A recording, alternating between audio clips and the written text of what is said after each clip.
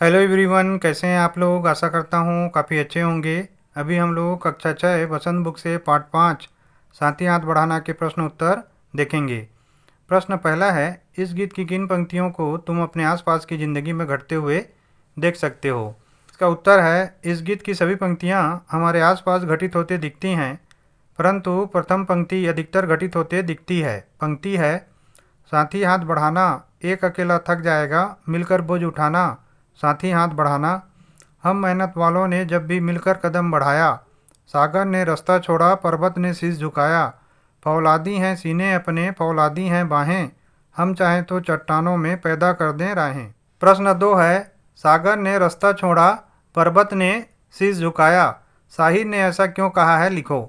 इसका उत्तर है, मेहनत करने वाले हर मुश्किल काम को आसान बना सकते हैं। उनके मेहनत और एकता में इतनी ताकत होती है कि सागर भी उनके लिए रास्ता दे देता है एवं पर्वत भी झुक जाता है। अर्थात मेहनत और एकता के सामने कोई भी नहीं टिक सकता। इसलिए साहिर ने सागर एवं पर्वत का उदाहरण देकर मेहनत और एकता की ताकत को समझाया है। प्रश्न 3 है, गीत में सीने और बाहों को फौलादी क्यों कहा गया है। इसका उत्तर है, सीने और बाहों को फौलादी इसलिए कहा गया है क्योंकि वे बहुत मजबूत, अपार शक्ति, ताकत और बलवान होते हैं तथा इनमें असीम कार्य क्षमता और ताकत होती है। अब गीत से आगे में पहला प्रश्न है, अपने आसपास तुम किसे साथी मानते हो और क्यों। इससे मिलते जुलते और शब्द लिखो। तो इसका उत्तर है, हमारे माता पिता, भाई बहन, मित्र, सहपाठी, शिक्षक, पड़ोसी, ये सभी हमारे साथी हैं क्योंकि ये सब हमें किसी न किसी रूप में सहयोग करते हैं। साथी से मिलते जुलते शब्द हैं सखा, संगी, सहचर, सहायक, शुभचिंतक, मित्र, गीत आदि। इसमें दूसरा प्रश्न है, अपना दुख भी एक है साथी, अपना सुख भी एक। कक्षा, मोहल्ले और गांव शहर के किस किस तरह के साथियों के बीच तुम्हें इस वाक्य की सच्चाई महसूस होती है और कैसे। इसका उत्तर है, कक्षा में। तो देखिए, कक्षा में अच्छे अंक प्राप्त करना, विद्यालय के लिए पदक जीतना, बड़े होकर कुछ बनने की चाह रखना, होमवर्क में डांट पड़ना। मोहल्ले, गांव, शहर में बिजली की समस्या, पानी की समस्या, सड़क निर्माण, ट्रैफिक समस्या, ये सभी समस्याएं सभी की होती हैं। अब इसमें प्रश्न 3 है, इस गीत को तुम किस किस माहौल में गुनगुना सकते हो। उत्तर है, इसको हम मेहनत करते समय, स्वतंत्रता दिवस, गणतंत्र दिवस एवं सभी मजदूर वर्ग में उत्साह लाने एवं एकता की महत्व को समझाने के लिए हर माहौल में गुनगुना सकते हैं। प्रश्न 4 है, एक अकेला थक जाएगा, मिलकर बोझ उठाना। तुम अपने घर में इस बात का ध्यान कैसे रख सकते हो। इसका उत्तर है, अपने घर के छोटे बड़े कामों में माता पिता की मदद कर इस बात का ध्यान रख सकते हैं। है, पापा के काम और माँ के काम क्या क्या हैं। उत्तर है, पापा कार्यालय जाते हैं एवं माँ घर के काम जैसे साफ सफाई, खाना पकाना, कपड़े धोना आदि को करती है। इसका प्रश्न है, क्या वो एक दूसरे का हाथ बटाते हैं। उत्तर है, हाँ, वे इन कामों में एक दूसरे का हाथ बटाते हैं। इसमें प्रश्न 5 है, यदि तुमने नया दौर फिल्म देखी है तो बताओ कि यह गीत फिल्म में कहानी के किस मोड़ पर आता है। यदि तुमने फिल्म नहीं देखी है तो फिल्म देखो और बताओ। इसका उत्तर है, नया दौर फिल्म में जब कच्ची सड़क को पक्का करने के लिए सब मिलजुल कर काम करते हैं तब सभी लोगों में उत्साह, जोश लाने के लिए यह गीत को गा सकते हैं। अगला है कहावतों की दुनिया। इसमें पहला है, अकेला चना भाड़ नहीं फोड़ सकता। दूसरा है, एक और एक मिलकर 11 होते हैं। इसमें है, ऊपर लिखी कहावतों का अर्थ गीत की किन किन पंक्तियों से मिलता जुलता है। इसका उत्तर है, एक अकेला थक जाएगा, मिलकर बोझ उठाना। एक से एक मिले तो कतरा बन जाता है दरिया। एक से एक मिले तो जर्रा बन जाता है सेहरा। एक से एक मिले तो राई बन सकती है पर्वत। एक से एक मिले तो इंसान बस में कर ले किस्मत। इसमें है, इन दोनों कहावतों का अर्थ कहावत को उसमें देखकर समझो और उनका वाक्यों में प्रयोग करो।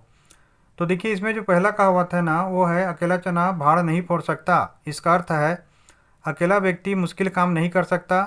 इसका वाक्य प्रयोग होगा, देश की जनसंख्या कम कर पाना तुम्हारे बस की बात नहीं, क्योंकि अकेला चना भाड़ नहीं फोड़ सकता। दूसरा जो कहावत है, एक और एक मिलकर 11 होते हैं। इसका अर्थ है, एकता में शक्ति होती है। इसका वाक्य प्रयोग है कि परिवार में पति पत्नी के यदि सामंजस्य हो तो ऐसे लगता है मानो एक और एक मिलकर 11 हो गए। इसमें प्रश्न 2 है, नीचे हाथ से संबंधित कुछ मुहावरे दिए हैं। इनके अर्थ समझो और प्रत्येक मुहावरे से वाक्य बनाओ। क है हाथ को हाथ न सूझना। इसका अर्थ होता है कुछ भी न दिखाई देना। इसका वाक्य प्रयोग है अचानक लाइट गोल होने से हाथ को हाथ न सूझे। इसका ख है हाथ साफ करना। इसका अर्थ होता है गायब कर देना। इसका वाक्य प्रयोग है चोर ने तिजोरी से हाथ साफ कर दिया। इसका ग है हाथ पैर फूलना। इसका अर्थ होता है घबरा जाना। वाक्य प्रयोग है पुलिस को देखते ही चोर के हाथ पैर फूल गए। इसका घ है हाथों हाथ लेना। इसका अर्थ होता है सम्मान देना। इसका वाक्य प्रयोग है कि कृषि का 10वीं बोर्ड में प्रथम आने पर सभी ने उसको हाथों हाथ ले लिए। इसका ड है हाथ लगना। उसका अर्थ होता है अचानक मिल जाना। इसका प्रयोग है सफलता परिश्रमी लोगों के ही हाथ लगती है। भाषा की बात में पहला प्रश्न है हाथ और हस्त एक ही शब्द के दो रूप हैं। नीचे दिए शब्दों में हस्त और हाथ छिपे हैं। शब्दों को पढ़कर बताओ कि हाथों का इनमें क्या काम है। इसमें पहला है हाथ घड़ी। तो हाथ घड़ी क्या है देखिए। घड़ी को पहनने में हाथ का उपयोग करते हैं। हथौड़ा एक औजार है जिसे हाथों से चलाया जाता है। हस्तशिल्प शिल्पकारी का काम हाथ से ही किया जाता है। हस्तक्षेप इसमें हाथ का कोई काम नहीं होता है। निहत्था इसमें हाथ का कोई काम नहीं होता है। हथकंडा इसमें हाथ का कोई काम नहीं होता है। हस्ताक्षर इसमें हाथों की मदद से दस्तखत किया जाता है। और इसका आखिरी है हाथ करघा। यह शब्द लघु एवं घरेलू उद्योग के लिए प्रयोग किया जाता है जिसमें हाथों की मदद से कपड़ा बुनना धागे बनाना जैसे काम किया जाता है। इसमें दूसरा प्रश्न है इस गीत में पर्वत शीश रास्ता इंसान जैसे शब्दों के प्रयोग हुए हैं।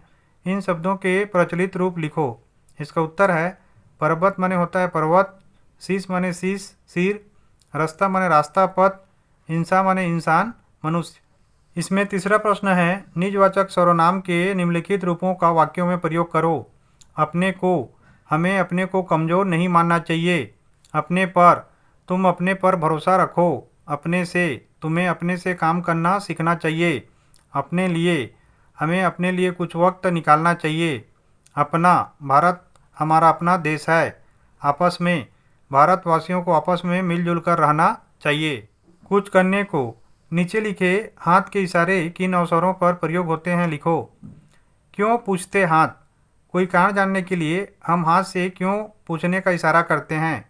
बुलाते हाथ किसी को बुलाते समय हम हाथ से इशारा करते हैं। मना करते हाथ किसी बात से इनकार करने के लिए हाथ से इशारा करते हैं। आरोप लगाते हाथ किसी पर दोष लगाते समय हम हाथ की उंगली से उसकी तरफ इशारा करते हैं। जोश दिखाते हाथ जोश में उत्तेजना प्रदर्शित करते समय हम हाथों का प्रयोग करते हैं। समझाते हाथ किसी को समझाते समय हम हाथों से संकेत करते हैं। चेतावनी देते हाथ चेतावनी देने में हाथ का प्रयोग करते हैं। तो आशा करता हूँ ये वीडियो आप लोगों को काफ़ी ज़्यादा हेल्पफुल लगा होगा। आप लोग कमेंट करके ज़रूर बताइएगा। Thank you for watching.